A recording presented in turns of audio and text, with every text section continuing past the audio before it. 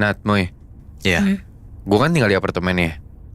Dan katanya sih udah jadi rahasia umum banget kalau apartemen gue ini banyak cerita horornya, Oh. banyak cerita mistisnya gitulah. Walaupun gue pribadi sih untungnya nggak pernah ngalamin.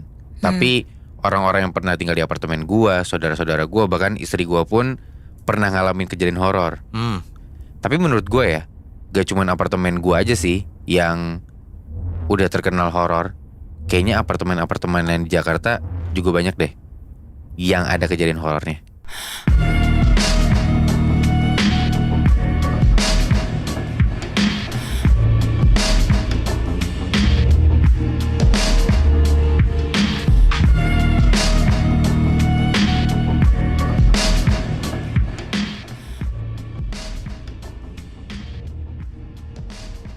Ini cerita dari Dina, asalnya dari Jawa Timur.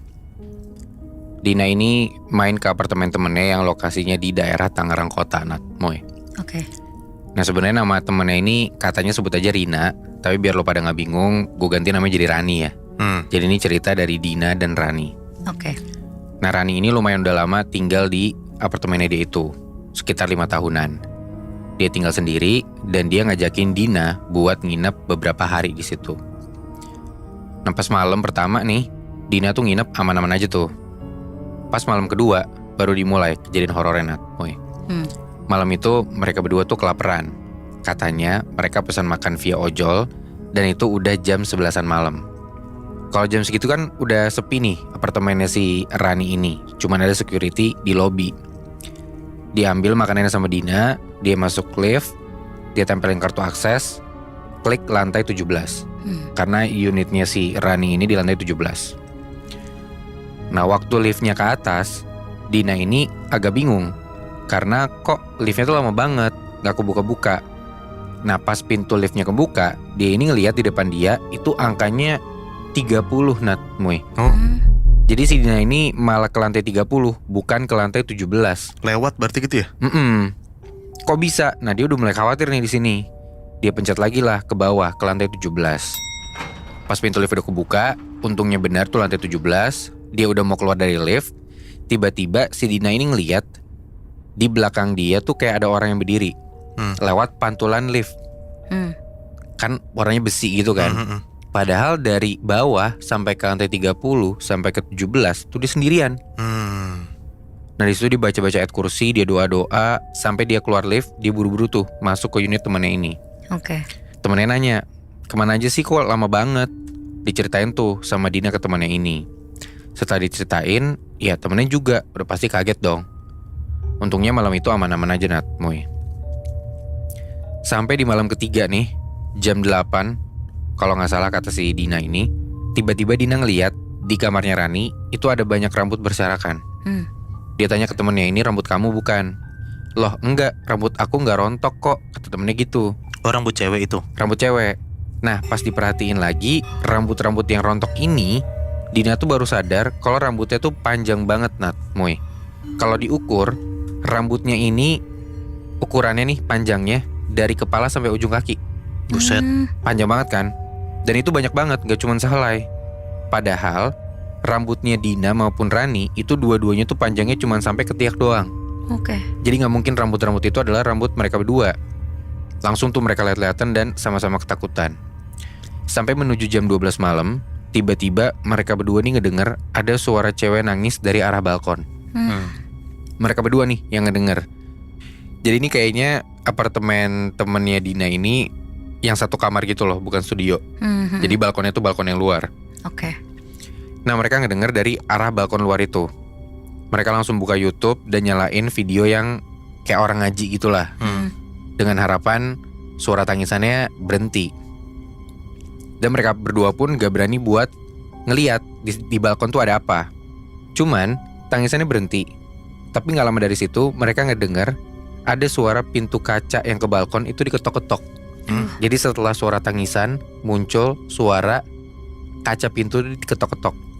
Lu bayangin tuh, Nat, Moy, lantai 17, siapa yang bisa ngetok balkon? Iya. Nggak mungkin kan? Mereka berdua berinding banget tuh di situ. Cuman baca-baca ayat kursi aja dan mereka nggak bisa tidur sama sekali sampai subuh. Di situ Rani mulailah cerita. Ternyata memang dia tuh udah sering diganggu. Makanya dia minta temenin Dina buat temenin di apartemennya dia. Iya. Jadi ternyata gak cuman Rani doang yang sering diganggu, tantenya juga pernah. Jadi tantenya Rani ini pernah nginep buat nemenin Rani. Nah, tantenya Rani ini nginep, tapi gak mau tidur di kamar karena katanya dingin, dia gak kuat pakai AC. Tantenya akhirnya tidurlah di sofa bed ruang tamu. Paginya, tantenya Rani ini cerita ke Rani kalau semalam tantenya itu tidur ditemenin sama Mbak Kun. Anjing. Aduh. Mbak Kunnya tuh duduk di tepi sofa gitu, di ujung kaki tantenya ini. Dan karena takut, tantenya tuh zikir-zikir sambil merem, gak berani lihat, sampai tantenya bisa ketiduran untungnya. Wow. Si tantenya nanya ke Rani, emang kamu gak takut sendirian di sini? Soalnya tantenya Rani ini ngedengar dari dalam kamar kayak ada suara orang ngobrol gitu loh. Aduh. Padahal ya Rani sendirian doang gitu loh di kamar. Rani cuma bisa senyum-senyum aja, padahal dalam hati dia mikir kayak, ya ganggu lagi nih setan. Dan kata Rani, sebenarnya kejadian di kamar ini tuh udah sering banget. Mulai dari rep-repan sampai dia sering ngedengar ada suara gemercing kereta kuda gitu. Nah balik nih ke situasi Rani dan Dina ya. Setelah kejadian si rambut panjang itu, Dina baliklah pulang ke apartemennya dia. Yang mana sebenarnya apartemennya ini cuman beda gedung aja. Jadi Dina di gedung D, Rani itu di gedung C. Nah karena saking takutnya Rani, dia masih kepikiran tuh sama kejadian kemarin. Akhirnya dia nginep di tempatnya Dina. Dan aman-aman aja nih di apartemennya Dina. Gak ada gangguan apapun, gak ada kejadian horor apapun. Dan Rani tuh nginep sampai beberapa hari di tempatnya Dina. Dina usulin lah, coba Rani pindah unit aja, kayak gitu. Singkat cerita benar, Rani tuh pindah unit, masih di apartemen yang sama, di gedung yang sama gitu ya. Cuma pindah lantai aja. Dan dari POV Rani nih, dia pikir udah aman-aman aja Moy. Ternyata enggak. Di kamar dia yang baru ini, 5 bulan dia tinggal di sana tuh awalnya aman-aman aja. Cuman setelah itu, gangguannya bahkan lebih ekstrim dari yang sebelumnya. Jadi kamar dia ini di lantai 8. Dia bilang energi makhluk ini tuh gede banget Moy. Kejadian ini jam 10 pagi. Rani tuh ketiduran gara-gara dia nonton drakor di kamarnya dia. Oke. Tiba-tiba dia ngerasa badannya merinding dan dia tuh sesak nafas. Lama-lama dia juga nyium bau dupa yang nyengat banget. Awalnya dia coba positive thinking nih. Oh mungkin ada unit sebelah yang lagi sembayang kali. Makanya bau dupanya jadi ke kamar gua gitu. Nah cuman makin lama dada dia tuh makin sesek, kayak ada energi besar yang bikin Rani tuh jadi ciut gitu loh. Dia lari, dia lapor ke security, kamarnya dia dicek, bener aroma dopanya juga kecium, gak cuman dia doang yang nyium. Cuman Rani bisa ngerasa kalau energi jahatnya tuh gak segede yang sebelumnya. Security minta temannya buat ngecek ada nggak unit yang bakar dupa. Selang 15 menitan, laporan dari security yang keliling di apartemen itu, gak ada aroma dupa sedikit pun di seluruh apartemen di gedung itu Moy. Wow. Oke lah Rani pikir ya mungkin kebetulan aja kali ya.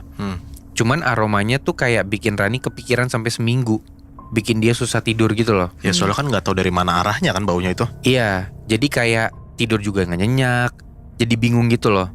Jadi mungkin kesuges juga untuk semakin takut sama apartemennya dia. Baunya pun hilang timbul, dan setiap bau dupa ini muncul, Rani tuh langsung sesak nafas Moy. Akhirnya dipanggil lah Ustadz buat bantu bersihin unitnya dia ini. Nah cuman ternyata gak mempan. Di hari itu tuh setelah unitnya coba dibersihin dan gak berhasil, Rani tuh langsung coba cari unit lain. Malamnya dia pindah di malam itu juga. Karena ternyata bukan cuma angker, Rani tuh katanya orangnya emang sensitif banget. Jadi mungkin emang itu faktor yang ya jadi bikin dia makin parah lah keadaannya. Dan menurut Ustadz yang nyoba bersihin kamarnya Rani ini, dia bilang di sini ada praktek perdukunan ya. Gak diurusin nih demit-demitnya sama dia. Kata Ustadznya gitu. Nah setahu Rani emang ada nih praktek dari dukun yang terkenal di apartemen itu. Cuman ya dia gak nyangka apakah emang unitnya tuh ada yang dia tempatin atau mungkin malah nyebar sampai satu apartemen itu dia gak tahu. Nah akhirnya Rani pindahlah ke gedung yang sama Dina biar gak diganggu lagi. Dan semenjak itu Akhirnya gak pernah ada tuh gangguan-gangguan lagi yang dialamin sama Rani. Berarti sebenarnya pun Rani pindah, dia kan udah tahu ya kalau misalnya si gedung itu tuh ada praktek dukun kan. Sebenarnya gue yakin sih kalau ditindaklanjutin sama apartemennya buat nyari tahu dukun itu di mana, sebenarnya akan hilang gitu. Bener. Nah, tapi kan nggak ditindaklanjutin sama pemilik apartemen kan, Bi? Kayaknya sih enggak ya, karena di ceritanya nggak ada. Ya, dan gue yakin banget pasti nggak cuma Rani doang yang ngalamin itu. Pasti banyak banget anjir. Iya juga ya.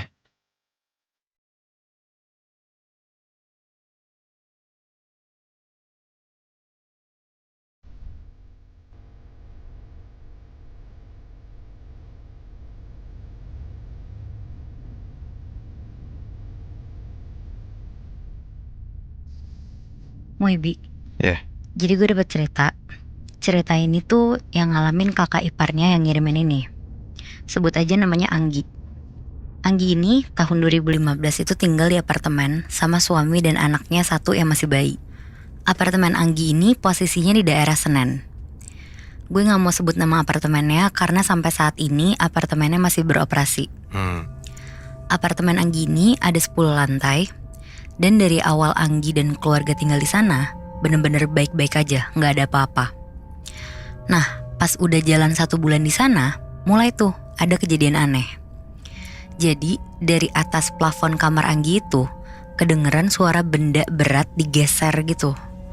Kedengerannya sih kayak ada orang mau pindahan gitu, kayak lemari digeser-geser, tempat tidur digeser, dan benda-benda lainnya.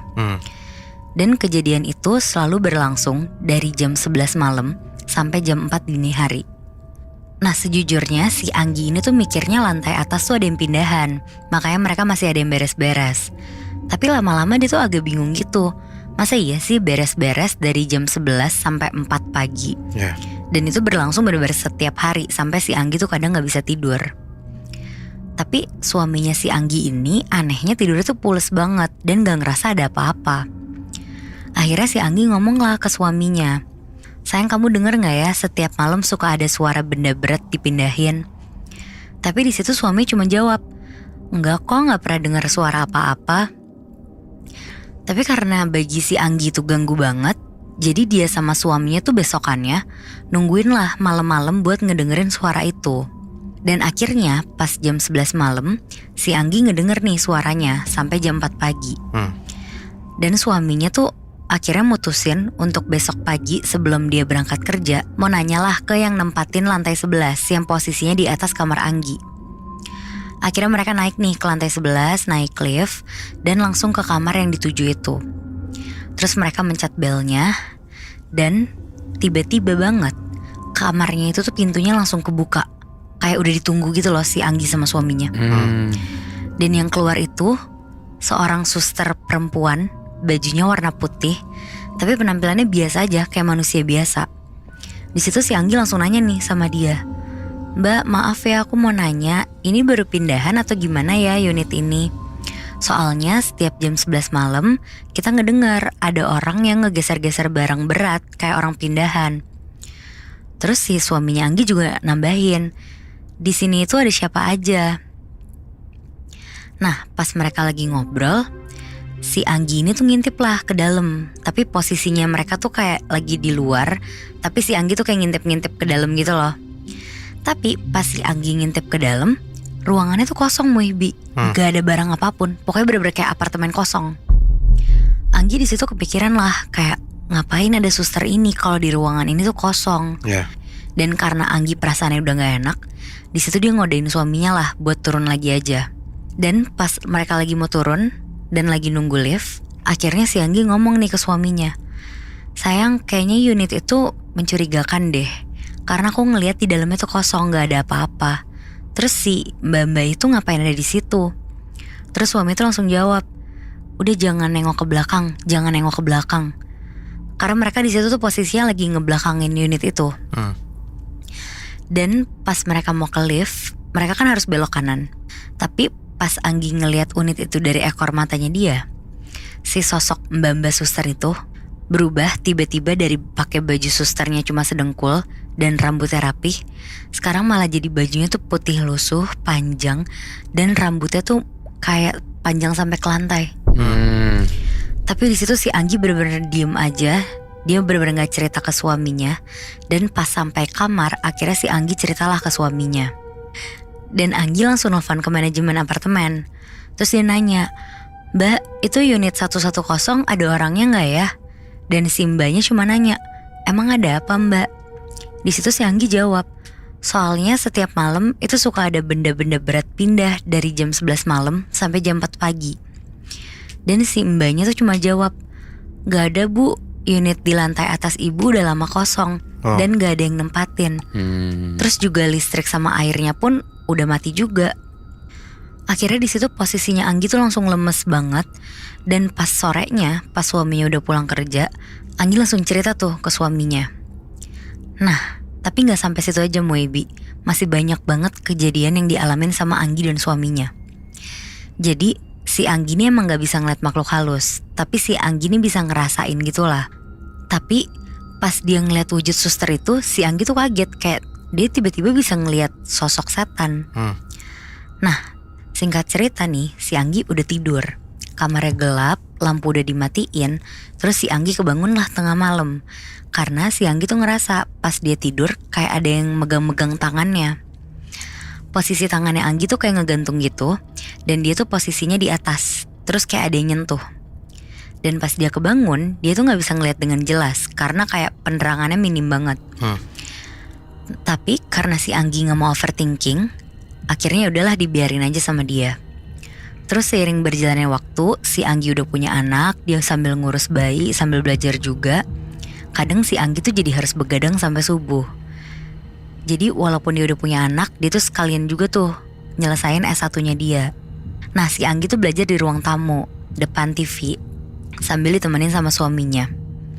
Tapi karena waktunya udah makin malam, suaminya akhirnya tidur duluan tuh ke kamar.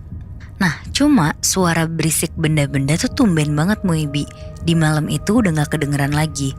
Tapi dari ekor matanya si Anggi, dia tuh kayak ngeliat suaminya tuh keluar dari kamar, kayak menuju ke kamar mandi. Dan karena si Anggi lagi fokus di depan laptop, si Anggi tuh jadi gak mau pastiin itu suaminya atau bukan. Tapi si Anggi tuh di sini ngedenger ada suara langkah kaki dari kamar menuju ke kamar mandi. Terus pintu kamar mandi itu juga kayak kebuka terus ketutup sendiri gitu. Dan singkat cerita, udah tengah malam tuh sekitar jam 1 malam, si anaknya tuh nangis. Akhirnya si Anggi langsung cepet-cepet lah dia ke kamar. Dan pas Anggi ngecek, ternyata suaminya tuh masih di kamar dan posisinya tuh masih tidur. Jadi yang tadi ke kamar mandi tuh siapa kan? Anggi tuh di situ bener-bener kaget. Terus dia bangunin suaminya lah, "Sayang, kamu tadi bukannya ke kamar mandi?" Nah suaminya malah jawab, "Loh bukannya kamu yang ke kamar mandi?" Di situ Anggi makin bingung kan. Anggi bilang lah kalau dia tuh masih di ruang TV dan masih nugas di laptop. Terus si Anggi tuh bilang, "Loh aku aja belum ke kamar." Tapi belum sempat suaminya ngejawab, tiba-tiba ada bunyi kayak orang lagi lompat-lompat gitu Moebi. Tiba-tiba bunyi lompat-lompat ada di dekat kamar mandi. Dan bunyinya tuh kenceng banget. Di situ suami tuh langsung ngomong, "Ayo tidur istirahat aja." Pokoknya suaminya bener-bener gak mau mastiin lah ada siapa di depan itu. Di situ Anggi juga kayak gak mau mikirin kan. Dan akhirnya ya udah tuh mereka tidur aja di malam itu. Dan singkat cerita, si Anggi ini lagi ada ujian terakhir semesteran. Si Anggi akhirnya mau gak mau harus belajar kan. Dan posisinya itu adalah hari Kamis, jadi hitungannya malam Jumat. Nah seperti biasa si Anggi belajar di ruang TV itu lagi. Sedangkan suami sama anaknya tuh udah di kamar. Nah pas si Anggi mulai belajar sekitar jam 10 malaman, di situ Anggi lagi nulis rangkuman gitu. Terus masih aman lah awal-awal, gak ada apa-apa. Tapi tiba-tiba pas udah masuk jam 12:30 malam, Anggi dengar, kok ini ada suara anak kecil lari-lari. Dan anak kecil lari-larinya ini tuh sambil ketawa-tawa juga.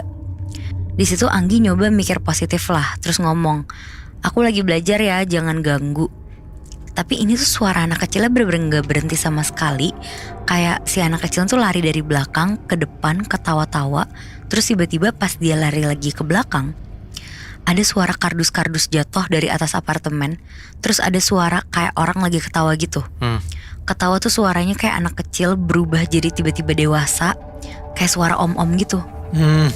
Terus Anggi udah mulai gak enak nih perasaannya. Tapi dia bener-bener tetap lanjutin nulis lah di laptopnya dia. Nah terus Suara lari-larinya tuh bener-bener keulang-ulang lagi, suara anak kecil lari-lari ini. Tapi pas dia lari dari belakang ke depan, tiba-tiba dia tuh berhenti di depan kamar Anggi. Si anak kecil ini ketawa dari belakang, dan Anggi yang posisinya agak jauh dari pintu langsung ngelihat ke arah pintu kamar Anggi. Akhirnya si Anggi ini ngeberanin diri buat ngelihat di sela-sela bawah pintunya dia. Dan pas Anggi ngelihat, ternyata ada kaki anak kecil yang madep ke pintu kamarnya itu. Terus Anggi tuh langsung duduk sambil berdoa-berdoa gitu. Dan tiba-tiba ada kertas yang terbang, gak tahu dari mana, terus jatuh di sebelah Anggi. Saking si Anggi takutnya, dia gak berani ngambil kertas itu dan ngebiarin itu di lantai lah. Nah, si Anggi tuh mikir udah tuh sampai di situ aja gangguannya. Tapi ternyata si Anggi tuh salah. Nah, pas udah semester genap, si Anggi tuh mikir kejadian itu tuh gak bakal keulang lagi. Tapi Anggi inget banget di bulan Februari tahun 2016, pas Anggi lagi cuci muka di kamar mandi. Anggi tuh langsung balik ke kamar pas Anggi keluar dari kamar mandi.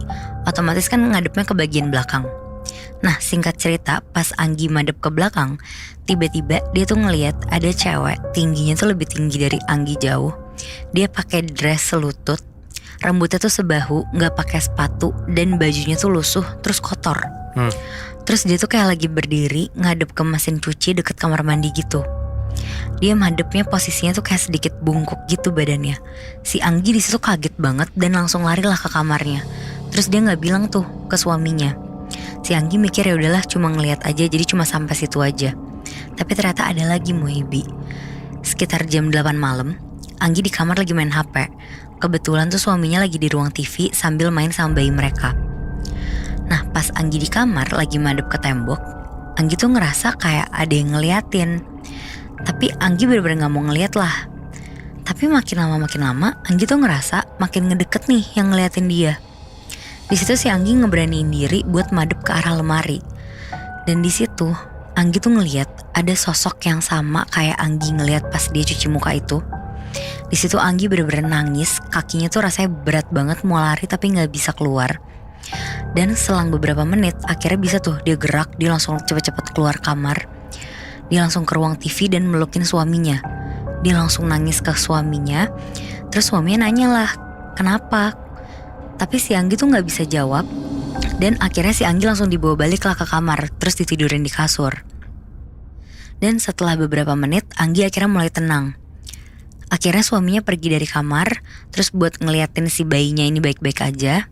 Dia tidurin dulu bayinya di kamar. Akhirnya si Anggi ini dibawa ke kamar, terus diselimutin lah sama suaminya. Terus si suaminya ini pergi dari kamar buat mastiin anak mereka baik-baik aja. Terus ditidurin dulu tuh bayinya di kamar. Tapi si Anggi ini gak mau ditinggal sendiri, jadi Anggi nungguin lah di ruang TV. Ya udah nih, si Anggi sambil nunggu suaminya, Anggi duduk. Anggi tuh di situ duduk sambil meluk kakinya sendiri. Di situ si Anggi tuh kayak nyembunyiin wajahnya gitu di antara lutut yang dia peluk. Terus di situ Anggi tiba-tiba kayak ngerasa kok ini rambutnya kayak keangkat sendiri terus jatuh. Jadi itu dia kayak ngerasa rambutnya tuh kayak ada yang mainin gitu. Dan pas Anggi angkat kepalanya dia ngeliat lagi Muibi, sosok perempuan yang sama. Di situ dia langsung lari ke kamar dan suaminya tuh kaget. Dan pas si suaminya ngecek lagi ke ruang TV, nggak ada apa-apa. Kejadian itu akhirnya Anggi laporin ke ibu bapaknya. Dan ibu bapaknya itu langsung jemput Anggi buat didoain atau kayak diruqyah gitulah sama ustadz. Anggi, suaminya, dan papanya akhirnya pergilah ke tempat ustadz itu. Bayi mereka dititipin di mamanya. Nah, singkat cerita, Anggi tuh udah dibawa terus didoain lah sama si ustadznya. Dan yang gilanya, pas makhluk halus ini pergi dari tubuhnya si Anggi, ternyata dia tuh netep di dalam mobilnya si Anggi. Dan ternyata dia maunya tuh Anggi ikut sama dia, kata si ustadznya. Nah, ustadz ini tuh udah ngelarang dan ngusir sosok itu buat jangan gangguin Anggi lagi. Dan gak lama dari situ Anggi pindah lah dari apartemen itu karena bener-bener udah gak nyaman sama sekali. Dan menurut saran ustadznya, lebih baik si Anggi, suami dan bayinya tuh cari tempat lain biar sosok itu tuh gak ada kesempatan buat ganggu lagi. Itu serem banget sih. Cuman yang paling kebayang di gua tuh suara anak kecil yang tiba-tiba jadi suara orang dewasa ketawa tadi ya. Iya, dan suara om-om lagi. Anjing, itu serem banget sih. Gak bisa di-spill, Nat. Kan ada banyak tuh, salah satu apartemen di Senen ada banyak banget gak sih? Banyak banget Moy. Inisialnya gak bisa disebutin? Gak bisa sih Moy, karena apartemennya sampai detik ini masih ada dan masih beroperasi.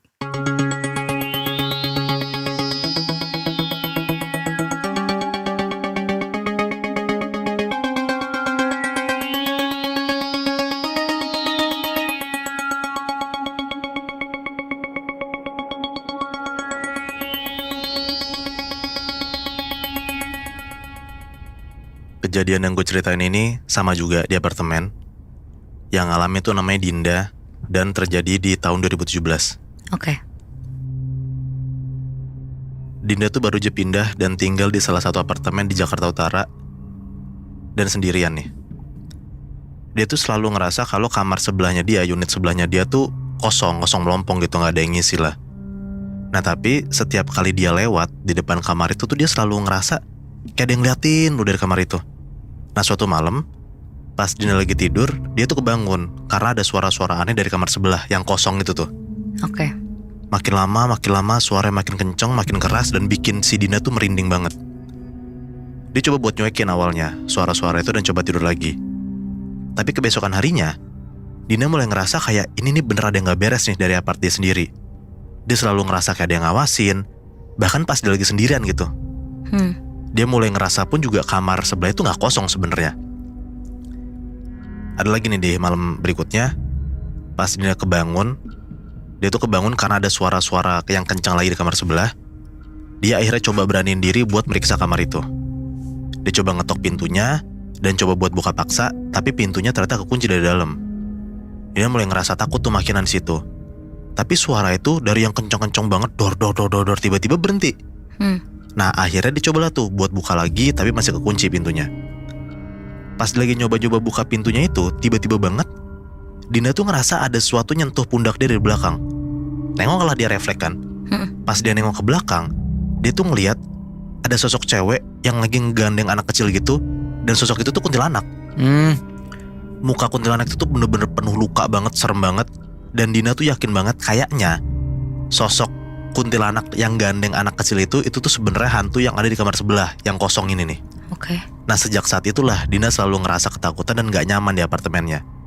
Dan bahkan dia pun juga coba gak pernah ngelewatin kamar itu lagi. Nah sampai waktu itulah akhirnya dia ngerasa makin ketakutan tuh setiap kali dia ingat kejadian itu. Akhirnya beberapa minggu kemudian setelah kejadian itu, Dinda ketemulah sama seorang paranormal gitu yang katanya bisa ngebantu dia buat tenangin keadaan dan pikiran dia. Paranormal itu nyaranin Dinda buat ngelakuin ritual pemanggilan arwah yang telah meninggal tersebut tuh gak tahu juga kenapa. Sebenarnya Dinda ragu buat ngelakuin ritual itu. Tapi si paranormal itu tuh bilang kayak ya mungkin itu satu-satunya cara doang buat bisa kenal atau bahkan gak digangguin lagi nih Dinda sama sosok itu. Akhirnya dilakuin lah ritual itu. Singkatnya gak dijelasin di sini ritualnya kayak gimana. Pokoknya pas ritual itu selesai, keadaan apartemen Dinda tuh jadi lebih tenang dan pikiran Dinda tuh juga enakan lah.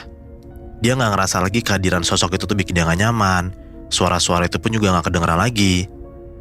Tapi ada momen dimana pas Dinda tuh lagi buka lemari pakaian dia tuh ngelihat ada sesuatu gitu. Ada kayak kotak tua, dan ternyata dalam kotak tua itu ada surat nanti dalamnya. Mulai baca tuh dia suratnya, dan ternyata di surat itu tertulis mantan pemilik apartemennya yang ngejelasin kalau dia itu pernah tinggal di kamar sebelah sama anaknya yang lagi sakit-sakitan. Dan si pemilik apartemen ini ngerasa kesepian dan gak bisa nerima lah kenyataan itu. Akhirnya dia mutusin buat ngunci kamar itu dan gak pernah buka pintu itu lagi. Nah kayaknya si sosok itu tuh meninggal di situ. Bener-bener kayak ngurung diri gitu lebih, Nat. Sampai meninggal gitu. Sampai meninggal. Asumsinya ke sana. Nah dari surat itu juga Dinda tuh sadar, oh ya berarti bener nih, bisa jadi sosok yang gue lihat itu dan anak kecil itu adalah orang yang nulis surat ini. Dinda tuh dari situ pas udah ngebaca suratnya ya, dia bukannya takut, tapi dia akhirnya jadi iba banget tuh sama arwah itu after baca suratnya. Akhirnya Dinda ngambil keputusan buat coba buka paksa tuh kamar, dan akhirnya kebuka. Dan Dinda tuh naruh kayak karangan bunga di dalamnya gitu loh, kayak bunga buat dalam tanda kutip bikin si sosok itu, arwah itu tuh tenang. Sejak saat itu keadaan apartemen Dinda tuh bener-bener jauh lebih tenang, lebih baik lagi, dan dia tuh ngerasa kayak yaudah damai karena gue udah dalam tanda kutip ya berteman sama arwahnya dan dia tuh gak ganggu gue. Akhirnya Dinda pindahlah ke kamar baru semenjak saat itu, tapi masih di tower yang sama, tapi beda unit. Setelah beberapa bulan tinggal di kamar yang baru, Dinda ngerasa kalau dia tuh bener-bener udah sepenuhnya ngelupain kejadian yang dialamin waktu itu. Nah, dia juga ngerasa nyaman sama tempat barunya, dan bahkan dia tuh jadi kayak sering ngundang teman-temannya gitulah buat datang ke sana buat nongkrong di kamarnya dia. Tapi suatu malam, pas Dinda lagi tidur sendirian ya, dia tuh denger lagi kayak ada suara-suara aneh. Tapi sekarang dia tuh denger kayak ada suara langkah kaki di dekat ranjangnya, di dekat tempat tidurnya. Pas dia buka matanya, dia ngeliat ada arwah mantan pemilik apartemen itu dan anaknya itu tuh lagi duduk di samping tempat tidurnya. Nongol lagi nih si sosok ibu dan anak ini nih. Terus Dinda tuh jadi kayak mikir, kayaknya nih si sosok ini ngikutin gua, karena kan Dinda udah pindah kamar kan, tapi kok masih aja ada si sosok ini gitu. Iya. Dia ngerasa gak nyaman, dia gak bisa tidur nyenyak setelah kejadian itu. Dan kebesokan harinya, Dinda coba akhirnya manggil paranormal yang waktu itu bantuin dia lah, buat ngebantu lagi ngusir si sosok ini dari apartemennya. Udah tuh setelah ngelakuin beberapa ritual dan doa, paranormal itu juga bilang kalau misalnya dia udah berhasil ngusir arwah tersebut dari apartemennya Dinda. Dinda lega lah dengernya dan ngerasa kayaknya udah nih aman-aman aja nih gua, udah gak digangguin lagi. Dia pun juga aware pentingnya buat nyari tahu sejarah apartemen atau rumah sebelumnya gimana buat mutusin tinggal di situ. Karena takutnya kalau misalnya kita nggak tahu nih atau nggak ngulik ada sejarah apa di apartemen atau rumah yang bakal dia tempatin, ya bisa jadi kayak Dinda gitu kan. Walau sebenarnya Dinda masih takut, tapi dia percaya kalau dengan iman yang kuat tuh dia selalu dilindungin lah dan gak diganggu sama sosok-sosok itu lagi. Nah tapi ternyata Nat, keadaan yang dia pikirin itu tuh bener-bener gak sesuai sama yang diharapin. Dia udah coba ngusir pakai paranormal, dia coba udah kayak respect sama arwahnya ngasih bunga. Kirain dia kan udah aman-aman aja kan, ternyata enggak. Beberapa hari kemudian, Dinda ngalamin serangan yang bener-bener dia gak duga-duga sebelumnya. Pas Dinda lagi jalan nih di koridor apartemennya, tiba-tiba dia tuh ngerasa kayak didorong dari belakang sampai jatuh gitu. Nah kan badan dia jatuh dan pala dia kan madep ke bawah ke lantai dong. Dia coba balikin badannya, tatapan dia nengok ke atas, dan pas dia nengok ke atas, dia ngeliat ada sosok setan arwah cewek ibu-ibu yang dia lihat waktu itu juga. Nah si Dinda tuh gak tahu sosok itu tuh beneran sosok yang nyerupain si setan ibu itu atau emang ibu itu beneran ya. Tapi intinya Dinda tuh ngeliat lagi tuh sosok itu lagi yang udah lama dia gak ngeliat sebelumnya. Dinda langsung coba lari tuh ke apartemennya, ke unitnya. Tapi ternyata si sosok cewek ini itu tuh ngejar dia cepet banget Nat, dari belakang. Untung banget tuh di momen pas dia lagi lari, ada tetangganya Dinda tuh lagi keluar unit apartemennya. Dan dia ngeliat lah kalau Dinda tuh kayak ngos-ngosan gitu, dikejar-kejar sesuatu. Tapi si tetangga ini gak lihat kayak Dinda tuh dikejar siapa gitu. Akhirnya diselamatin lah nih sama tetangganya itu. Nah setelah kejadian itu, ternyata banyak banget orang-orang yang ceritain kejadian Dinda. Beberapa orang percaya kalau Dinda tuh terus dihantuin sama arwah yang ngikutin dia sampai apartemen lamanya. Tapi ada beberapa orang juga yang mikir kayaknya tuh Dinda mungkin apes aja gitu, makanya diikutin sama si sosok ini terus. Sampai sekarang gak ada yang tahu Nat, yang sebenarnya terjadi di apartemen itu tuh kayak gimana. Dan mereka tuh gak ada yang tahu juga sosok cewek dan anak itu tuh sebenarnya masih ada di apartemen itu atau pergi. Karena banyak banget juga yang ngalamin kejadian itu, kayak yang kayak Dinda alamin gitu, digangguin sama si sosok ini dan anaknya. Cuman sampai sekarang ya orang-orang gak tahu sosok itu tuh benar udah hilang apa belum. Tapi kalau misalkan jasadnya udah pasti gak ada kan Moy? Gak ada. Karena memang setelah si siapa tadi namanya? Dinda itu ke tempat apartemen atau unitnya si arwah ini, ya jasadnya udah gak ada, pasti kasih karangan bunga kan? Ya udah kosong. Berarti emang bisa jadi, ya entah, gue gak tahu sih, karena tadi kan lu bilang dia udah pindah ke unit lain ya. Tapi masih digangguin. Ya bisa jadi sih emang gentayangannya bukan di unitnya doang. Maksudnya biasanya kan orang tuh setelah ada penghuni di situ, terus ada orang lain yang menghuni unit situ digangguin. Tapi ini jadinya malah kayak satu apartemen gitu ya. Iya kayaknya emang dia gak cuman penunggu si satu unit doang, tapi kayak dia emang bener-bener jadi penunggu apartemen itu Bi.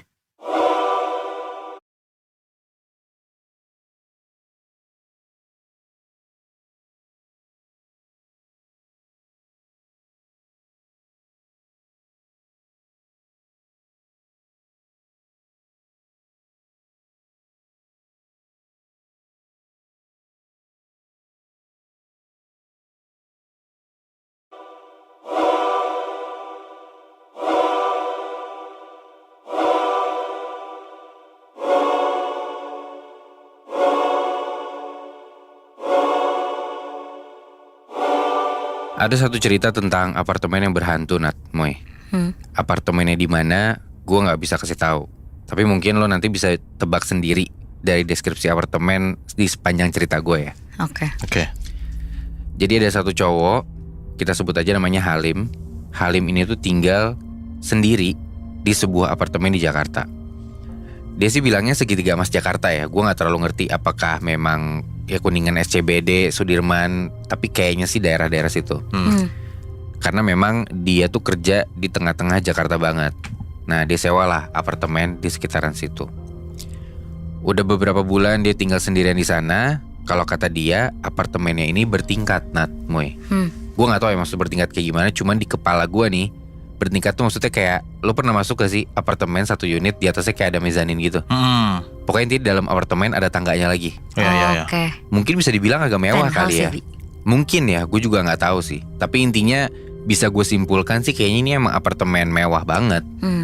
Karena kalau misalkan ya apartemen yang standar kan studio atau 1-2 kamar gitu kan. Iya. Nah anyway, dia udah sendirian tinggal di situ berapa bulan. Dan Halim ini punya pembantu yang pulang pergi gitu, Nat, Moy. Oh, berarti bener mewah nih apartemen. Ya kan? Nah kita sebut aja namanya Bu Minah ya. Yang mana Bu Minah ini tinggal di sekitar sana. Jam kerjanya Bu Minah pun udah diatur sama Halim nih. Biasanya yang kejadian nih, sebelum Halim berangkat kerja, Bu Minah itu datang buat beres-beres. Terus Halim berangkat kerja gitu ya. Jadi kayak pagi mungkin mereka ketemu awal-awal. Nah sorenya Bu Minah ini udah balik. Halim tuh biasanya balik tuh kayak maghrib atau malaman lah. Jadi pulang-pulang nih udah sampai apartemen, biasanya Halim tuh udah ngelihat apartemennya tuh bersih. Karena udah diberesin sama Bu Minah ini. Dan Bu Minah pun udah pulang. Ya. Dia juga ngasih kunci ke Bu Minah buat cadangan in case ada apa-apa, karena udah percaya juga kan. Nah di suatu pagi, si Halim ini udah hampir telat ngantor gitu, Nat, Moy. Nah cuman karena Bu Minah ngetok pintu, Halim jadi kebangun dan langsung siap-siap kerja. Udah beres-beres, cabutlah dia ke kantor. Sedikit cerita malamnya nih, Halim udah balik ke apartemennya dia. Posisinya jamnya itu sekitar maghrib. Habis macet-macetan, capek, pegel, ada bad mood-nya juga. Setelah kayak setengah jam lebih dia nyetir gitu ya dari kantornya yang padahal jaraknya gak jauh-jauh amat. Sampailah dia ke basement. Dia parkirin mobilnya, dia naik lift ke lantai 9. Lantai tempat unitnya dia ini. Dan di malam itu sepi banget, hening. Dia masuk ke unitnya, dia ke dapur ambil minum. Terus pas dia jalan, dia ngeliat tumben-tumbenan nih, kok Bu Minah belum pulang. Padahal udah lewat maghrib. Dia lihat Bu Minah ini lagi nyetrika di salah satu kamar kosong di unit apartemennya dia. Nah karena pintunya kebuka jadi kelihatan tuh di dalam ada orang. Halim deketin, dia mau nyapa gitu maksudnya ke Bu Minah ini. Dan posisinya Bu Minah itu lagi ngebelakangin pintu, munggungin Halim juga. Kepalanya nunduk, fokus nyetrika bajunya Halim. Jadi ya posisinya nih Halim ngelihat punggungnya Bu Minah. Oke. Disapa sama Halim. Kan bisa besok pagi Bu, Ibu pulang aja. Nah kata Bu Minah yang sambil nyetrika ini, Bu Minah ini ngomong, enggak mas, sekarang aja deh, lagi malas pulang cepet, kata gitu. Halim mikir, oh ya udah nggak apa-apa deh. Saya bikinin teh ya Bu, maksudnya baik nih. Si Halim ini kayak, ya kasihan nih pembantu gue udah kerja dari pagi sampai malam nih belum balik juga gitu kan, gue bikinin teh deh. Akhirnya Halim balik lagi ke dapur, dia bikin teh.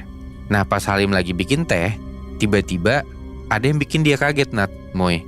Halim ini ngebuka HP-nya dia dan baru ngeh ada entah teks, SMS atau WhatsApp dari Bu Minah.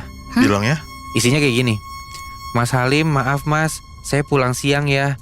Maaf banget hari ini saya gak bisa lama-lama. Anjing. Katanya gitu. Nah itu dia. Jadi Bu Minah udah balik dari siang nih. Terus yang di kamar kosong siapa dong yang lagi nyetrika gitu kan. Halim langsung ke balkon. Dia nelpon Bu Minah saat itu juga. Dan untungnya diangkat, Nat, Moy. Bu, kenapa? Kata Halim. Maaf mas, saya pulang lebih awal. Nanti deh besok saya ceritain. Ada yang gak beres di apartemennya mas. Anjing. Di telepon kayak gitu. Nadanya takut si Bu Minah ini, sama takutnya sama Halim. Dia tutuplah teleponnya karena udah jelas nih itu bukan Bu Minah kan. Dia gak perlu dapat penjelasan apa-apa lagi nih. Dia coba jalan beraniin diri masuk ke kamar kosong itu di tempat si entah siapa yang mirip Bu Minah ini di dalam kamar itu yang lagi nyetrika. Nah sampai di depan pintu kamar, orang itu masih ada Nat, Moy. Anjing. Persis dari belakang kayak Bu Minah. Aduh. Tapi Halim memang belum sempat ngeliat mukanya. Dari belakang situ ditanya sama Halim, "Maaf, kamu siapa? Bu Minah udah pulang. Kok bisa di sini? Saya panggil security loh." Kayak agak-agak ngancem gitu. Berani ya? Nah, sebenarnya berani nggak berani, Muy. Cuman dia tuh penasaran, nih mukanya tuh kayak gimana. Iya. Entah kenapa dia kepikiran kayak gitu. Dan yang bikin merinding nih Nat, Muy, orang ini sebelum jawab, dia cekikikan dulu. Sambil dia bilang, "Loh, emangnya kamu belum sadar juga?" Masih sambil nyetrika tuh Nat, Muy, masih munggungin Halim. Sosok ini nanya, "Hayo, aku ini siapa?"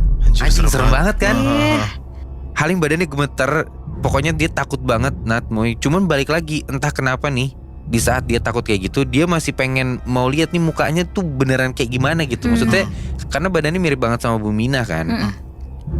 Nah pas orang ini noleh, ternyata ini bukan orang Nat, Muy. Karena mukanya rata. Anjir. Gak ada mata, gak ada hidung, gak ada mulut, bener-bener rata. Halim teriak, dia lari sekenceng-kencengnya saat itu juga. Wah. Dia tinggalin tuh apartemennya. Untung kunci mobil tuh masih dikantongin sama dia. Dia langsung bawa mobil, dia pergi ke Bekasi ke rumah orang tuanya.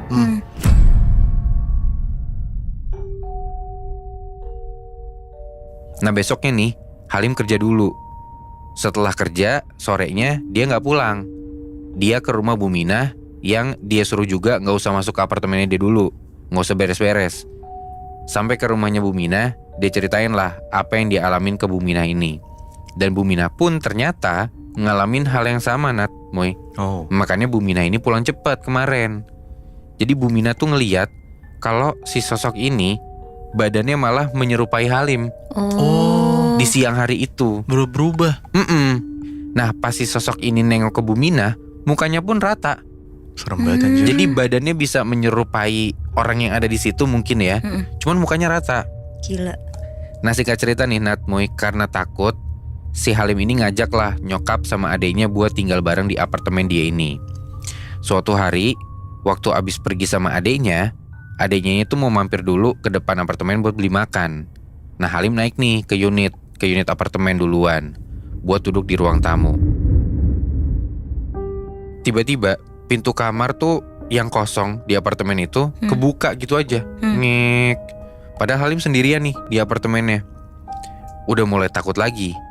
Akhirnya dia suruh lah adeknya buat naik ke apartemen, buru-buru gitu ya balik ke unit. Dan pas adeknya balik, ya adeknya ketawa-tawa, "Lu kenapa?" Cuman gara-gara si Halim ini gengsi, Halim bilang, Enggak apa-apa, gue lagi malas aja sendirian di apartemen." Bilang gitu. Nah malamnya adeknya baru cerita nih ke Halim, kemarin pas sore menuju maghrib, si adeknya ini lagi di kamar. Nah di ruang kosong tuh, di kamar yang kosong itu, yang dia nyebutnya sih ruang tamu ya, itu kulkasnya tuh kayak digoyang-goyang gitu sama orang Nat, Muy.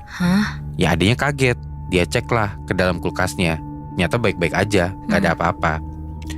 Cuman mungkin karena adeknya cuek banget kalinya, akhirnya dia balik lagi nih ke kamar buat main komputer. Pas main komputer pun tiba-tiba TV nyala sendiri, padahal si adeknya ini lagi sendirian di apartemen. Terus adeknya juga cerita, saudara mereka yang cewek dari Jogja itu suka datang ke Jakarta. Nah sempet sendirian tuh di apartemennya si Halim ini. Pas adeknya Halim lagi ngampus, adek ditelepon sama si saudara yang cewek ini. Siang-siang tuh Nat, Moy, saudaranya si Halim ini yang cewek itu nelpon adeknya Halim sambil nangis-nangis, minta adeknya Halim biar balik buru-buru ke apartemennya. Adeknya nanya, "Kenapa sih siang-siang lu tiba-tiba nangis?" Karena ditelepon nangis.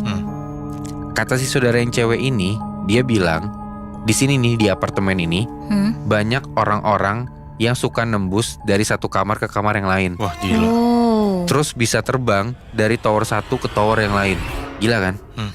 Ternyata sepupunya ini emang punya sixth sense gitu. Jadi dia gak berani lah ke apartemennya si Halim ini walaupun siang, karena dia bilang setannya banyak. Nah Halim penasaran lah akhirnya. Dia tanya orang-orang di sekitaran situ. Dan dia baru tahu ternyata banyak yang bunuh diri di apartemen itu Nat, Moy. Dari pembantu sampai yang emang jadi penghuni situ juga sering banget bunuh diri. Sapam pun gak berani buat jagain basement yang bawah tuh sendirian. Karena sering ditampakin sama kuntilanak, pocong, dan sebagainya. Ada juga mobil tiba-tiba tuh suka nyala sendiri atau alarmnya bunyi sendiri di basement itu. Akhirnya Halim nanyalah ke agent yang nyewain apartemen ini ke dia. Tante, dulu ini siapa sih yang nempatin? Nah, si agent ini cerita, di unit yang disewa sama si Halim ini sebelumnya disewa sama seseorang.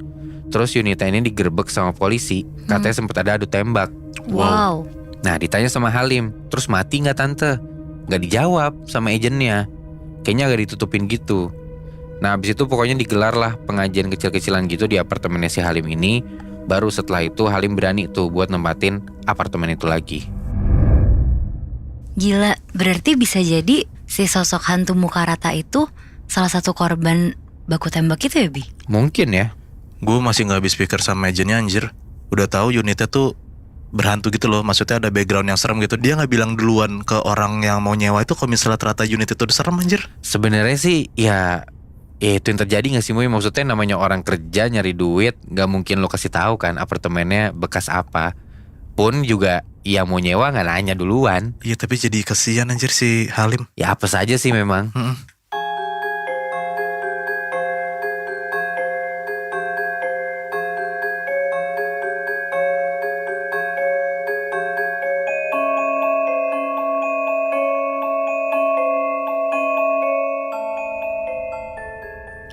Muibi, cerita ini tuh terjadi waktu banjir di Jakarta sekitar awal tahun 2020. Dan ada satu perempuan namanya Rini yang kerja di daerah Kelapa Gading, Jakarta Utara. Karena waktu itu kerjaan Rini lagi banyak-banyaknya, sementara Rini sama karyawan lain tuh gak bisa ke kantor karena akses ke sana tuh ketutup karena banjir. Akhirnya bosnya Rini inisiatif lah buat kantor sementara di kawasan yang masih bisa diakses sama kendaraan. Kebetulan bosnya Rini ini tuh punya apartemen di daerah Kemayoran. Dan apartemen ini tuh udah lama gak ditempatin. Akhirnya Rini sama beberapa karyawan lain dapat perintah lah dari bosnya ini buat datang ke apartemen daerah Kemayoran. Nah, yang kesana kebetulan tuh gak semua karyawan. Cuma beberapa karyawan yang tugasnya tuh ngerjain SPT tahunan dan laporan pajak lainnya. Ditambah ada juga tuh office boy sama kurir. Jadilah ditunjuk 7 karyawan yang ikut ke apartemen ini. Nah, yang ikut ini namanya ada Pak Norman, kepala bagian, Rini, Yanti, David, Daniel, Adi, sama Deli. Pas sampai di apartemennya, dari jauh Rini nih ngeliat apartemen ini tuh kayak auranya tuh beda, anyep, kumuh sama sepi gitu. Nah, pas sampai di pintu lobi, ternyata udah ada teman-temannya nih, kecuali satu Daniel yang belum datang. Terus si Rini tuh ngomong ke David, "Gila Fit, horor banget nih apartemen." Nah si David tuh ngomong, "Iya pernah ada yang bunuh diri Rin." Nah terus di situ pas David ngomong gitu dia sambil kayak ngasih kode lah buat kayak jangan sampai ada yang tahu. Terus si Rini jawab oke. Pas mereka naik ke lantai 6, posisi kantor mereka tuh ada di pojok sebelah kiri dari lift. Dan harus ngelewatin beberapa ruangan di sepanjang lorong apartemen. Pas mereka ngelewatin lorong apartemen, hawanya tuh gak enak, kayak anyep gitu, kayak gak ada kehidupan deh pokoknya. Nah pas masuk ke unit apartemennya, apartemen ini tuh bukan tipe studio yang biasanya tuh kalau ada kamar terpisah dalam satu unit gitu. Tapi cuma ada satu ruangan aja, dan dari pintu masuk bagian kiri ada kamar mandinya. Terus bagian kanan ada pantry kecil, dan di tengah-tengah itulah ruangan tempat tidur yang disulap jadi meja gede buat nyimpen kayak 4 PC. Pokoknya tempat mereka kerja lah di situ. Ya. Nah, nggak kerasa hari itu tuh mereka kerja sampai jam 11 malam. Terus kayak nggak mungkin banget nih Rini buat pulang ke Depok, soalnya rumah dia di Depok. Nah, tapi kalau lembur, si Rini ini biasanya pulang ke rumah kakeknya di Tanjung Duren. Akhirnya si Yanti nih ngajak Rini, "Rin lo nginep di rumah gue aja, udah malam jangan pulang ke Depok." Tapi si Rini gak mau nih. "Enggak Yan, gue pulang ke Tanjung Duren kok." "Beneran gak mau nginep?" "Enggak Yan, makasih ya." Ya udah nih, akhirnya si Yanti duluan karena udah dijemput. Dan si bosnya Rini juga udah pulang lebih awal. Sampai akhirnya si Rini tinggal sendirian dan dia nelfon abangnya lah yang emang tinggal bareng kakeknya di Tanjung Duren. Nah ternyata si abangnya ini tuh gak bisa ngejemput si Rini. Nah karena si Rini juga capek banget kalau harus maksain pulang ke Depok, akhirnya dia mutusin untuk nginep lah di apartemen itu. Terus dia ngomong nih ke office boy-nya, "Di, kayaknya saya tidur di sini aja, kamu pulang duluan aja gak apa-apa." Terus udah nih, akhirnya si Rini buka lemari nih. Pas dia buka lemari, ternyata dia ngeliat ada bed cover, bisa lah buat alas si Rini tidur. Pas habis dia cuci muka, Rini ngegelar lah bed covernya di lantai. Nah pas dia udah tidur, tiba-tiba si Rini ini kebangun gara-gara dia ngedenger ada suara berisik banget di lantai atas unitnya si Rini. Kira-kira itu udah sekitar jam 2 pagi lah. Rini bangun terus dia ke kamar mandi, suaranya masih kedengeran juga. Dia sebenarnya di situ agak kesel sih karena kayak tidurnya jadi keganggu kan. Tapi di situ dia jadi tenang juga karena ngedenger apartemen atas nih berarti ada kehidupan nih, ada orang. Akhirnya singkat cerita hari kedua di apartemennya. Paginya si Rini langsung nyari sarapan dan beli kemeja lah buat dia. Terus ditanya nih sama si David yang udah dateng, "Beneran lo nginep di sini, Rin?" "Iya nih beneran." "Terus gak ada apa-apa?" "Gak ada, malah rame kalau malam." Nah si David diem aja tuh di situ, tapi dia bener-bener gak ngeliatin ke arah Rini, kayak buang muka gitu. Dan di hari itu si Rini akhirnya izin lah ke si bosnya untuk gak ikut lembur. Rini cerita kalau semalam dia tuh harus nginep di apartemen. Akhirnya dia dapat izin lah buat gak ikut lembur. Tapi dia pulang tuh abis maghrib, karena kalau pulang kantor biasanya agak macet. Nah sekitar jam 3 pagi, si handphonenya Rini tuh getar-getar berkali-kali. Dan pas dia mau ngangkat, udah keburu mati nih. Pas dia lihat handphonenya ternyata ada 8 kali miss call dari si Daniel. Rini akhirnya nelfon balik lah. Terus habis itu si Rini ngomong, "Kenapa lo Nil? Ah gila lo tidur apa mati sih, gue takut nih." Terus ditanya, "Kenapa emangnya?" Terus si Daniel bilang, "Emangnya kemarin lo nginep di apartemen, Rin? Terus gak kenapa-napa?" "Kenapa emangnya?" Terus si Daniel bilang, "Gue lagi di apartemen nih Rin, gue takut banget. Motor gue mogok gak bisa dinyalain." Terus si Rini nanya, "Takut kenapa?" "Emang di lantai atas ada penghuninya ya Rin?" Terus di situ Rini langsung sadar lah kalau semalam pas dia nginep emang agak gaduh juga kan unit atasnya itu. Tapi di situ Rini bener-bener gak ngomong apa-apa tuh ke Daniel. Akhirnya dia bilang, "Gue gak tahu Nil emangnya kenapa." Nah si Daniel tuh bilang, "Dari jam 2 berisik banget Rin, gue mau tidur gak bisa, gue mau kabur juga takut." Terus si Rini akhirnya nyoba nenangin lah, kayak gak ada apa-apa kok, mungkin itu orang. Akhirnya si Rini di malam itu nemenin Daniel buat ngobrol lah. Dan 3:30 mereka nutup teleponnya karena si Daniel tuh bilang suara dari lantai atas sudah berhenti, dia mau lanjut tidur lagi. Nah singkat cerita besok paginya Rini udah sampai apartemen. Terus si Daniel tiba-tiba nyamperin Rini terus ngomong, "Weh Rin, lo tahu nggak? Baru aja gue mau bawa motor gue ke bengkel, nggak taunya motor gue tuh nyala. Jadi tuh motornya bener-bener nggak mogok di hari itu." Terus udah bercanda-canda kayak gitu sama si Rini. Akhirnya mereka mau masuk ke ruangan kantornya inilah di apartemennya itu. Dan ternyata si Daniel sama David ini tuh nekat lah buat ke lantai 7, bahkan sampai ke lantai 8 juga. Soalnya mereka penasaran kan di situ ada orang-orangnya atau nggak ada. Tapi mereka berdua tuh nggak ngomong apa-apa tuh. Nah lanjut hari ketiga di apartemennya, mereka tuh cuma berlima aja. Dan kerjaan di hari itu juga gak terlalu banyak, pokoknya tinggal ngerapiin dokumen-dokumen lah. Terus abis itu akhirnya jam 1-an diajak lunch nih sama David keluar. Akhirnya yaudah yuk makan di luar. Nah pergilah mereka ke bawah. Tapi pas mereka udah di depan lift, ternyata liftnya tuh mati. Akhirnya mereka harus naik tangga darurat. Dan ternyata Muibi, tangga daruratnya ini tuh lebih pengap lagi hawanya. Walaupun siang, tapi tuh kayak gelap, nggak ada lampu yang nyala, bener-bener kayak nyeremin banget. Terus di situ si Daniel tuh ngomong, "Rin, lo tahu nggak? Lantai 7 sama lantai 8 tuh ternyata kosong, Rin. Jadi yang berisik malam-malam tuh siapa ya?" Nah di situ si David tuh ngomong, "Apartemen ini tuh horor tahu. Apartemen ini tuh yang keisi cuma sampai lantai 5 aja. Lantai 6 kita aja yang nempatin cuma kita."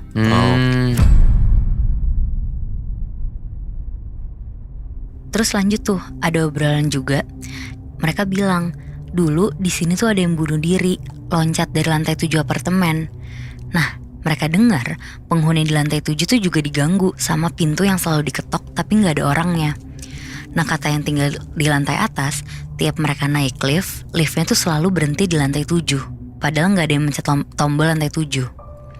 Pernah nih, ada salah satu penghuni apartemen lagi sendirian di lift. Dia mau turun dan liftnya tuh berhenti di lantai 7. Di depan pintu lift itu, dia tuh ngelihat ada penampakan sosok manusia. Wajahnya tuh kayak berdarah-darah gitu, Moibi. Akhirnya histeris lah tuh orangnya. Terus dia langsung pingsan di dalam lift. Langsung tuh heboh seisi apartemen. Dari sana pelan-pelan banyak tuh penghuni yang pergi ninggalin apartemen. Nah udah tuh, setelah mereka makan dari luar, mereka balik lagi nih ke apartemennya. Terus mereka lewat tangga darurat lagi karena liftnya masih belum nyala. Nah pas udah sampai di lantai 3, mereka udah mulai capek tuh. Akhirnya jalan lagi lah pelan-pelan. Tiba-tiba telepon tuh ada yang bunyi. Ada yang nelfon teman mereka namanya Yanti. Tapi pas diangkat suaranya tuh gak jelas karena handphonenya Rini tuh gak ada sinyal kan di dalam tangga. Nah pas udah sampai di lantai 6, mereka tuh ngedengar suara si Yanti ini nangis-nangis. Mereka bertiga panik kan akhirnya lari-larilah mereka ke lantai 6 ini, ke kantor mereka ini. Dan bener aja, pintu apartemen mereka ini kebuka lebar. Terus mereka tuh ngeliat Yanti tuh kayak lagi ngeringkuk di sudut ruangan deket mejanya si Pak Norman, bosnya mereka. Terus langsung ditanya nih sama Daniel, "Yan, kenapa lo?" Terus si Daniel juga berusaha nenangin Yanti yang masih kayak ketakutan banget kan. Nah di situ Yanti tuh pelan-pelan ngangkat kepalanya. Terus dia ngeliat ke arah pintu. Itu masih ada itu. Si Yanti tuh sampai narik tangannya Daniel. Terus dia kayak merem di balik tangannya Daniel gitu. Dia nangis-nangis. Terus dia ngomong, "Tolong Nil, Fit, Rin, masih ada itu di depan pintu, mukanya berdarah-darah." Nah di situ si David tuh langsung bilang, "Rin, tutup pintunya, Rin." Akhirnya di situ Rini ngeberaniin diri lah, dia jalan ke pintu apartemennya. Dia nengok-nengok tuh ke arah David sama Daniel. Terus dia nutup tuh pintunya sambil ngomong bismillah. Dan dia ke dalam hati tuh ngomong, "Jangan ganggu, kita di sini cuma kerja aja." Dan pas pintunya ditutup, untungnya Rini tuh gak ditampakin apa-apa. Dan akhirnya si Yanti mulai ceritalah awal mula dia dihantuin. Jadi pas mereka semua lagi pada lunch di luar, si Yanti kan sendirian di apartemen. Si Yanti ini udah mulai risih sama penghuni di kamar atas karena berisik banget kayak gedebak-gedebuk. Akhirnya si Yanti getok-getok tuh dinding di atas apartemennya pakai sapu. Jadi dia tuh berharap kayak penghuni atasnya nih nyadar lah kayak harus diem. Tapi bukannya diem, malah makin parah tuh berisiknya. Si Yanti nih ngedenger ada suara benda kayak sengaja dibanting-banting gitu. Nah karena makin kesel, akhirnya si Yanti ke atas nih ke lantai 7. Dan setelah dia ke atas, dia ikuti nih jalur kalau mau ke ruangannya si mereka yang di lantai 6, di kiri pojok kan. Akhirnya diketok-ketok nih pintunya. Tapi pas dia ngetok-ngetok, suara gaduhnya tuh berhenti. Dan gak ada suara yang keluar dari unit itu. Pokoknya bener-bener kosong tuh. Di situ Yanti tuh gak takut gak apa, tapi dia malah makin kesel karena kayak ngerasa dipermainin kan. Akhirnya digedor-gedor tuh sama si Yanti pintunya sambil marah-marah. "Tolong ya, punya otak sedikit, kalau mau seenaknya jangan tinggal di apartemen, tinggal di hutan aja sana." Terus ditendang tuh sama Yanti pintunya. Terus pas si Yanti mau turun, si Yanti ini ngedengar ada suara pintu ditutup tapi gak ada orangnya. Si Yanti tuh mikir, oh mungkin yang punya kamar habis ngintip si Yanti udah turun atau belum. Tapi samar-samar Yanti ini ngedengar ada suara kaki di antara bunyi high heelsnya si Yanti, kayak ngikutin Yanti di belakang gitu. Cuma si Yanti tuh bener-bener gak ngehirauin sama sekali. Dan setelah si Yanti sampai di ruangan, Yanti langsung tutup pintu tuh, tapi gak dikunci. Baru aja si Yanti duduk, pintunya tuh kebuka sendiri. Dan pelan-pelan pintunya tuh kebuka makin lebar. Awalnya Yanti disitu gak mikir macem-macem. Mungkin emang si Yanti nutupnya kurang kenceng dan kena angin kan. Tapi pas si Yanti nengok ke pintu, si Yanti ini ngeliat sekelebat orang lewat ke arah pojok. Dan pas si Yanti ngeliat ke arah pojok gak ada siapa-siapa.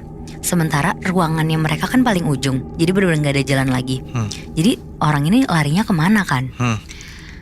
Dan si Yanti langsung lah nutup pintunya itu. Dan pas si Yanti mau nutup pintu, Yanti nih ngeliat di luar ada penampakan serem banget. Badannya semuanya berdarah, malah kepalanya si Yanti nih ngeliat retak-retak. Dan dari retakan itu tuh keluar kayak darah-darah hitam gitu. Oh. Langsung lah di situ Yanti banting pintunya, dia lari ke pojokan, dia ngambil HP-nya dan langsung nelfonin si Rini. Waktu pas si Rini di tangga darurat itu. Dan sampai semuanya dateng lah. Dan di situ Rini tuh cuma mikir, ada ya hantu siang-siang dan se-ekstrim itu pula. Apa jangan-jangan mereka mau ngasih kita semua pelajaran ya? Kayak bukan kita aja nih yang keganggu, tapi mereka juga sebenarnya keganggu dengan kehadiran kita. Dan setelah mereka semua selidikin, ternyata di belakang apartemen ini tuh ada apartemen lagi Muibi. Dulu kedua apartemen ini sebutannya adalah apartemen kembar. Bedanya, apartemen yang bernama Sebuah Bunga itu auranya tuh terang, kelihatan lah kehidupannya. Bahkan parkiran mobilnya tuh penuh. Beda nih sama apartemen bosnya Rini ini. Dan menurut cerita, katanya juga orang-orang di sana tuh sering lah ngedengar orang lari-lari di lorong, suara orang nangis, sampai pintu diketok-ketok. Dan lift yang selalu ke lantai 7 tapi gak ada orang yang naik. Termasuk juga kalau suara gaduh malam hari. Dan sekarang Rini tuh gak tahu lagi kabar apartemen itu. Tapi dulu Rini juga pernah lihat di berita ada yang lagi bunuh diri di sana, tapi dari lantai 25. Oh. Berarti sebenarnya itu ada 2 apartemen, tapi apartemen yang belakang itu emang apartemen yang aman-aman aja. Terus apartemen satu lagi yang dibuat kantor sama Rini itu tuh yang angkernya. Iya benar Moy, yang benar-benar orang tuh langsung pada pindah semua keluar gara-gara banyak kejadian horornya. Tadi lu bilang mereka tuh apartemennya di satu lantai itu cuman tempatnya mereka doang ya? Iya benar. Gue sih agak mikir 2 kali ya kalau misalkan udah ke satu apartemen yang entah in general udah sepi atau mungkin di lantai itu cuman lu doang yang bakal nempatin, kayaknya agak-agak udah bikin parno duluan sih. Iya.